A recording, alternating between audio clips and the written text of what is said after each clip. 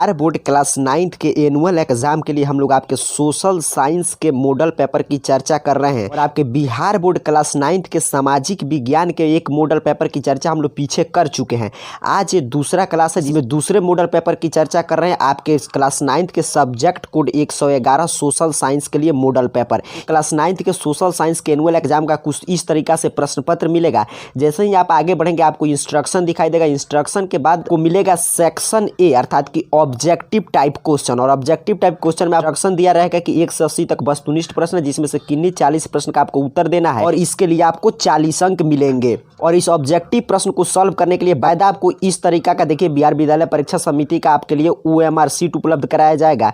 और यहाँ पे ऑप्शन दिया गया है 1 से 100 तक। इस OMR शीट को भरते समय आपको घबराने की बात नहीं। जैसे मान लीजिए आपको पहला आता है तो पहला का A आया तो इसको आपको कलर कर देना है और फिर आगे दूसरा तीसरा नहीं आता आपको चौथा बनाना है तो कोई बात नहीं है। आपको 24 नंबर बनाना है तो सीधे आप 24 नंबर बनाकर यहाँ पे कलर कर दीजिएगा। चलिए अब आगे बढ़ते हैं, एक एक प्रश्न को समझते हैं बिल्कुल ध्यानपूर्वक। पहला नंबर प्रश्न आपसे कह रहा है कि यूरोप वासियों ने दिशा सूचक यंत्र का उपयोग किनसे सीखा। आसान टाइप का प्रश्न है। यूरोप वासियों ने जो है सूचक यंत्र का उपयोग जो है अरबों से सीखा था, तो राइट आंसर ऑप्शन सी हो जाएगा। एक एक प्रश्न महत्वपूर्ण है, याद करते चलिएगा। दूसरा नंबर प्रश्न आपसे पूछा जा रहा है कि धर्म युद्ध हुआ था।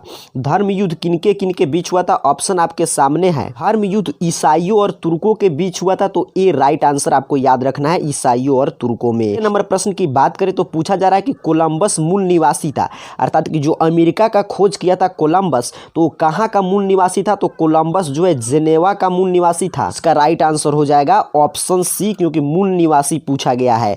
चौथे नंबर प्रश्न की बात करें तो कह रहा है स्वतंत्रता का घोषणा पत्र किसने तैयार किया था, तो आपके स्वतंत्रता का घोषणा पत्र थॉमस जेफरसन ने तैयार किया था, तो राइट आंसर हो जाएगा ऑप्शन सी।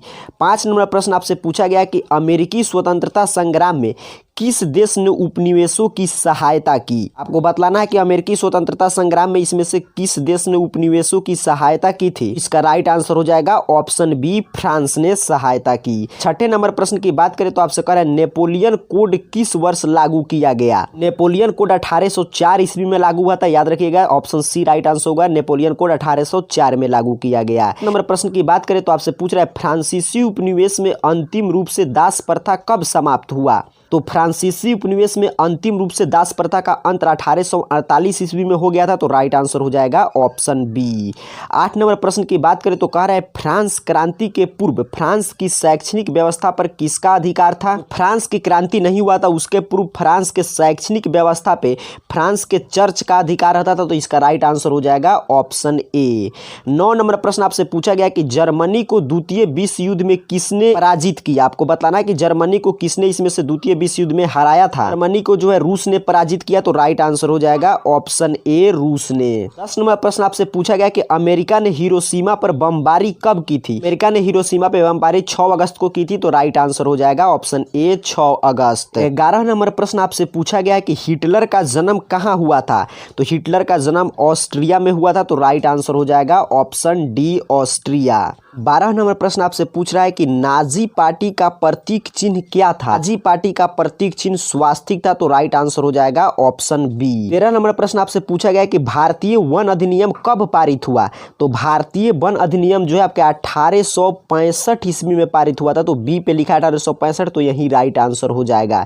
14 नंबर प्रश्न आपसे पूछ रहा है कि तिलक मांझी का जन्म किस ईस्वी में हुआ था। तिलक मांझी का जन्म 1750 ईस्वी में हुआ था, तो राइट आंसर हो जाएगा ऑप्शन ए, 1750। 15 नंबर प्रश्न आपसे पूछा गया कि भारत के मुख्य भाग का सही देशांतरीय विस्तार क्या है, तो इसका राइट आंसर देखिए ऑप्शन ए पे दिया गया है, तो यही राइट आंसर हो जाएगा। 16 नंबर प्रश्न आपसे पूछा जा रहा है भारत की मुख्य भूमि का पूर्व पश्चिम विस्तार कितना है, कि भारत के मुख्य भूमि पूर्व से पश्चिम तक कितना फैला हुआ है, यही आपसे प्रश्न पूछा गया है, तो इसका राइट आंसर हो जाएगा ऑप्शन डी, 1933 किलोमीटर। 17 नंबर प्रश्न की बात करें तो कह रहा है नीलगिरी किसका अंग है। नीलगिरी पश्चिमी घाट का अंग है, तो राइट आंसर याद रखिएगा, पश्चिमी घाट का अंग है नीलगिरी, बी राइट आंसर हो जाएगा। 18 नंबर प्रश्न की बात करें तो कह रहा है कश्मीर घाटी किसके बीच स्थित है। कश्मीर घाटी जो है जास्कर और पीर पंजाल हिमालय श्रेणी के अंतर्गत है, तो राइट आंसर हो जाएगा ऑप्शन बी। 20 नंबर प्रश्न की बात करें तो पूछा गया बांग्लादेश को स्वतंत्रता किस वर्ष मिली।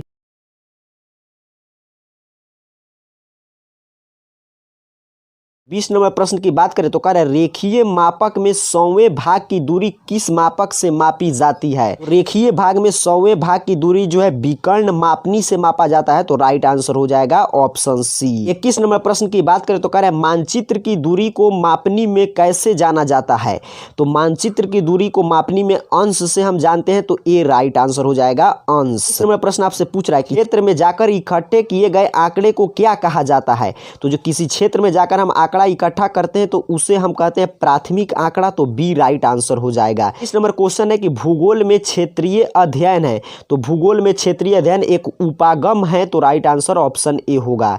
24 नंबर प्रश्न आपसे पूछा गया कि जो भोपाल गैस त्रासदी हुआ था, तो भोपाल शहर किस राज्य में स्थित है। तो आप जानते हैं भोपाल मध्य प्रदेश में स्थित है, तो राइट आंसर हो जाएगा ऑप्शन डी। 25 नंबर प्रश्न की बात करें तो आपसे पूछा गया थर्मोन्यूक्लिक बम विस्फोट किस वर्ष कराया गया। थर्मोन्यूक्लिक बम विस्फोट 1998 में कराया गया था, तो राइट आंसर हो जाएगा ऑप्शन ए 1998। 26 नंबर प्रश्न है भीड़ वाली सड़कों पर किस प्रकार की आपदा की आशंका बनी रहती है। भीड़ वाली सड़क पर दुर्घटना की आशंका बनी रहती है, तो यह दुर्घटना भी एक आपदा है, तो इसका राइट आंसर हो जाएगा ऑप्शन डी। 27 नंबर प्रश्न की बात करें तो पूछ रहा है आपदा किस प्रकार आती है। आपदा जो है बिना किसी पूर्व सूचना दिए बिना आ जाता है, तो इसका राइट आंसर हो जाएगा ऑप्शन बी। 28 नंबर प्रश्न आपसे कर रहा है अमेरिका द्वारा सार्वभौम बेशक मताधिकार किस वर्ष अपनाया गया। तो अमेरिका द्वारा सार्वभौम बेशक मताधिकार जो है 1965 में अपना लिया गया था, तो राइट आंसर हो जाएगा ऑप्शन सी। 30 नंबर प्रश्न आपसे कह रहा है कि चिली में सैनिकों द्वारा किस वर्ष सल्वाडोर आयेंदे के शासन का तख्ता पलट कर दिया गया था। तो चिली में ये तख्ता पलट 1973 में किया गया था, तो ए राइट आंसर हो जाएगा। 30 नंबर प्रश्न आपसे पूछ रहा है कि पोलैंड में जनतंत्र की स्थापना से पहले कौन सी स्थिति नहीं थी। ध्यान दीजिएगा प्रश्न में क्या पूछा है कि कौन सी स्थिति नहीं थी। पोलैंड में जनतंत्र की स्थापना से पहले जनता को अपनी सरकार को चुनने की स्वतंत्रता नहीं था, तो राइट आंसर हो जाएगा ऑप्शन डी। इस नंबर प्रश्न की बात करें तो कह रहा है किसने कहा था कि जब देशद्रोह करने वाली ताकतें अपनी सत्ता पूरी तरह कायम कर लेंगी तभी चिली के लोग अधियारे की दौर से पार पा लेंगे। ये कथन किसका है आपसे पूछा जा रहा है, तो ये कथन है सल्वाडोर आयेंदे का, तो राइट आंसर ऑप्शन ए पे दिया गया है। 32 नंबर प्रश्न आपसे कह रहा है कि अगस्तो पिनासो द्वारा शासन सत्ता पर अधिकार जमाना उदाहरण है, तो इसका राइट आंसर हो जाएगा ऑप्शन बी सैनिक तख्ता पलट का। 33 नंबर प्रश्न आपसे पूछ रहा है अब्राहम लिंकन किस देश के राष्ट्रपति थे। बिल्कुल आसान प्रश्न है, अमेरिका के राष्ट्रपति थे। ये आपके लोकतंत्र का परिभाषा दिया था कि लोकतंत्र जनता के लिए जनता के द्वारा किया गया शासन है, तो सी राइट आंसर हो जाएगा अमेरिका। 34 नंबर प्रश्न आपसे पूछ रहा है कि लोकतांत्रिक एवं गैर लोकतांत्रिक शासन व्यवस्था में अंतर किस आधार पर किया जा सकता है। मतदान के अधिकार के आधार पर, अर्थात कि लोकतांत्रिक व्यवस्था में लोगों को मत देने का अधिकार होता है, वहीं पे गैर लोकतांत्रिक व्यवस्था में मतदान का अधिकार नहीं मिलता है, तो बी राइट आंसर होगा। 35 नंबर प्रश्न आपसे पूछा गया क्रिप्स मिशन कब भारत आया था। तो क्रिप्स मिशन 1942 में आया था, और वहीं आपसे कैबिनेट मिशन पूछे तो आया था 1946 में, याद रखिएगा कैबिनेट मिशन 1946, क्रिप्स मिशन 1942, तो ये राइट आंसर होगा।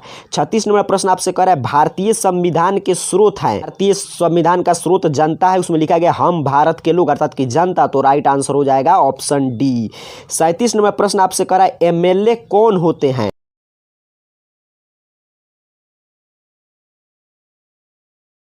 38 नंबर प्रश्न की बात करें तो कह रहा है वर्तमान समय में लोकसभा में अनुसूचित जाति के लिए कितने सीटें आरक्षित हैं। इस समय 84 सीट आरक्षित है अनुसूचित जाति के लिए लोकसभा में, तो बी राइट आंसर हो जाएगा। 9 नंबर प्रश्न आपसे पूछा गया कि लोकसभा के निर्वाचित सदस्यों की संख्या कितनी है। लोकसभा में निर्वाचित पूछा गया, तो निर्वाचित सदस्यों की संख्या 543 है, तो सी राइट आंसर हो जाएगा। इस नंबर प्रश्न आपसे पूछ रहा है कि निम्नलिखित में कौन सा सदन विघटित नहीं होता है। राज्यसभा कभी भी विघटित नहीं होता, इसके सदस्य एक निश्चित समय के अंतराल के बाद जो है अवकाश ग्रहण करते हैं, फिर नए सदस्य आ जाते हैं, इसका विघटन नहीं होता है। जबकि लोकसभा का विधानसभा का विघटन हो जाता है, तो सी राइट आंसर होगा कि राज्यसभा का विघटन नहीं होता है। परीक्षा में आपसे 80 प्रश्न पूछे जाएंगे, जिसमें से आपको 40 का ही जवाब देना है, लेकिन हम लोग और प्रश्नों की भी चर्चा करते हैं ताकि आपका 40 में 40 सही हो जाए। चलिए आगे बढ़ेंगे। 41 नंबर प्रश्न कर रहा है संयुक्त राष्ट्र संघ की स्थापना कब हुई। तो संयुक्त राष्ट्र संघ की स्थापना 24 अक्टूबर 1945 को हुआ था, राइट आंसर ऑप्शन ए के साथ जाएगा।